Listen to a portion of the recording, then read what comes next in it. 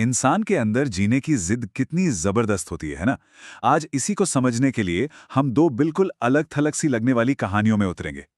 पहली कहानी में एक महिला है, एक सुनसान द्वीप पर अकेली।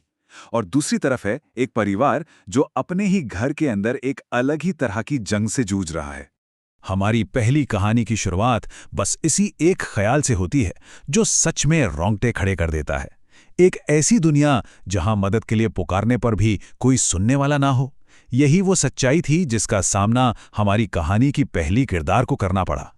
तो मिलिए सोफी से, एक ऐसी लड़की जिसका एडवेंचर का सपना देखते ही देखते उसकी जिंदगी की सबसे बड़ी जंग में तब्दील हो गया।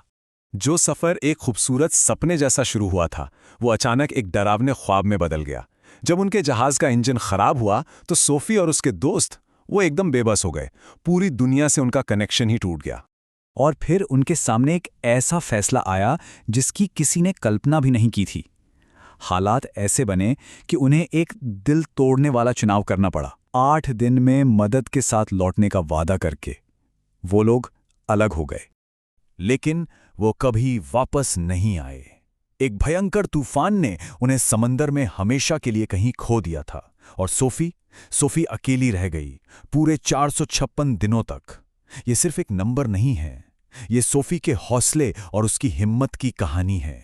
द्वीप पर बिताया हुआ हर एक दिन अपने आप में एक इम्तिहान था। इस टाइमलाइन पर नजर डालें तो पता चलता है कि सफर कितना मुश्किल था।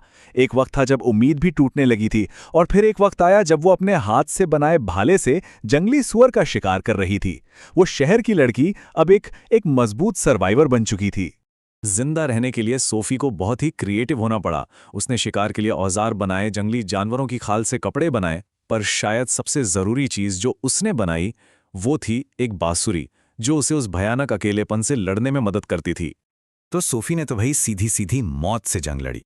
लेकिन सर्वाइवल या कहें कि अस्तित्व की लड़ाई हमेशा इतनी जानलेवा नहीं होती। कभी कभी सबसे बड़ी जंग हमारे अपने ही घरों की चारदीवारी में लड़ी जाती है। तो चलिए अब लड़ाई का मैदान बदलते हैं और एक घर के अंदर चलते हैं। यहां पर सर्वाइवल की जंग एक खराब रिपोर्ट कार्ड से शुरू होती है, और जो घमासान मचता है वो किसी सुनसान द्वीप के खतरों से कम नहीं लगता। जैसे सोफी की नाव का इंजन खराब हुआ था, वैसे ही इस कहानी में एक बच्चे का रिजल्ट खराब हो गया। और बस एक खराब रिजल्ट माता पिता के गुस्से की आग में घी का काम करता है, और एक बहुत ही जाना पहचाना सा फैमिली ड्रामा शुरू हो जाता है। और इसके फौरन बाद क्या होता है? Blame game. भाई ये तो घरेलू लड़ाई में एक क्लासिक दांव पेच है ना, जब माँ बाप जिम्मेदारी लेने के बजाय एक दूसरे पर इल्जाम लगाना शुरू कर देते हैं। असल में परिवार की इन लड़ाइयों का अक्सर एक पैटर्न होता है जो लगभग तय होता है। मामला एक संकट से शुरू होता है, फिर इल्जामों का दौर चलता है, और फिर कहानी में एक नया मोड़ आता है जब कोई बाहर वाला दुश्मन एंट्री लेता है। और यहां पर एंट्री होती है नुक्ताचीनी करने वाली बुआ जी की। उनके आते ही लड़ाई का पूरा माहौल बदल जाता है। अचानक पूरा परिवार एक हो जाता है और अपनी सारी ताकत इस नए बाहरी खतरे से खुद को बचाने में लगा देता है। तो एक सुनसान द्वीप और एक लड़ाई करता हुआ परिवार, इन दोनों एकदम अलग दुनियाओं को कौन सी चीज जोड़ती है? जवाब है सर्वाइवल के लिए इस्तेमाल किए गए हथियार। और जब हम इनकी तुलना करते हैं तो इंसानी जज्बे के बारे में कुछ बहुत मजेदार बातें पता चलती हैं। और ये स्लाइड ये बिल्कुल मुद्दे की बात करती है। देखिए, चाहे वो शारीरिक बचाव के लिए भाला हो या फिर इमोशनल हमलों से बचने के लिए ताने, बात तो एक ही है। इंसान अपने माहौल में टिके रहने के लिए कोई ना कोई हथियार बना ही लेता है। ये दोनों ही कहानियां असल में लचीलेपन की यानी रेजिलियंस की ताकत दिखाती हैं। ये वो काबिलियत है जो हमें मुश्किलों का सामना करने और उनसे उभर कर दोबारा खड़े होने की हिम्मत देती है, चाहे वो मुश्किलें शारीरिक हों या फिर इमोशनल। तो इन दोनों कहानियों के दिल में, उनके केंद्र में एक ही जबरदस्त ताकत काम कर रही है, और वो है जीने की जिद। भले ही मोटिवेशन अलग अलग हो, एक तरफ बचने की उम्मीद है तो दूसरी तरफ भर में शांति की इच्छा, लेकिन टिके रहने की जो बुनियादी भावना है वो सब में एक जैसी है।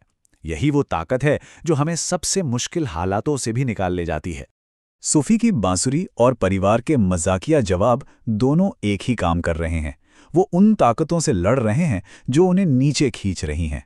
ये निराशा के खिलाफ एक तरह की बगावत है, और ये हमें सोचने पर मजबूर करता है कि हम अपनी रोजमर्रा की जिंदगी में सर्वाइवल के कौन से हथियार इस्तेमाल करते हैं।